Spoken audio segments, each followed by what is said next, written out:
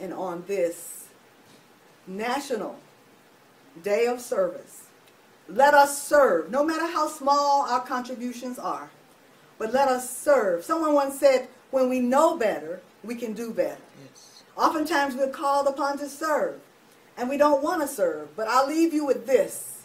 Dr. King once said, if a man is called to be a street sweeper, he should sweep streets, even as Michelangelo painted, or Beethoven composed music, or Shakespeare wrote poetry.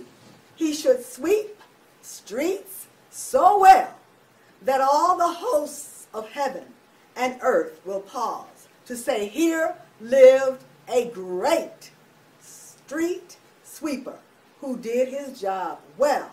And as we rapidly approach Black History Month, I submit to you today, we can build a strong nation. We can build a strong world. We can make our ancestors proud of us. And more importantly, our yet unborn children will be very proud to walk in our footsteps. God bless you, and may you have a great National Day of Service. Okay. So I push it again.